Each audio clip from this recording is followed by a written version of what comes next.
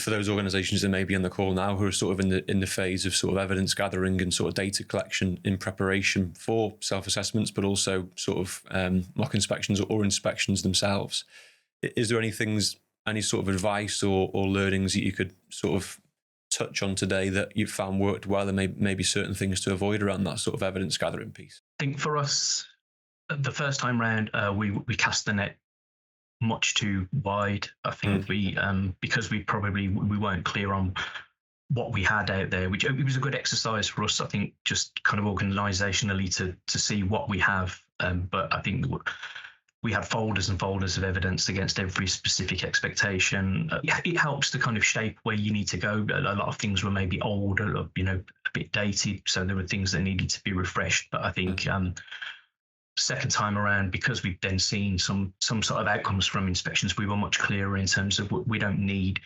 every minutes of every tenant meeting. We need to have a clear structure, show that those meetings are happening, and then where does that go? As David was saying, that's where we are at the moment now. Is I think it's about, for us, because we're a local authority, things have to go into cabinet. It's it takes time to get things to cabinet. But it's about making sure that those things are reported, they're visible to our cabinet member to oversight and scrutiny.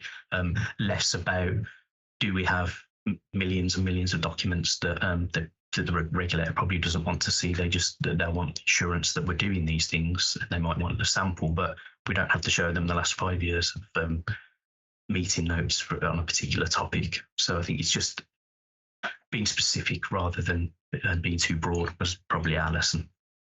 Rather than dropping an enormous book of evidence onto their table and just, there you go, sort of audit that. Yeah.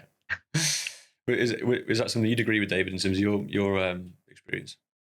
Oh yeah, totally. I think Grant's spot on. I think in reality, you maybe going back 2 or 3 cycles maximum. But I think the other thing that I would urge people to think about is if you were on the other side having to read everything that got sent through, because ultimately that's the job of the regulators. Whatever you send, they're going to have to read. And I think by and large, we go through the process where they have the document request beforehand, but that is informed by things that they've researched, what they know from your regulatory returns. And I think the guide that we used was around about sort of 50 to 60 pieces of documentation at that stage. When you start going more than that, I think Grant's point kicks in, but it's that bit where, be very aware that whatever you send will get read, and the more you send, the more that's going to get read. So think about being on the other side of that is what I would urge people to think about. Very good point.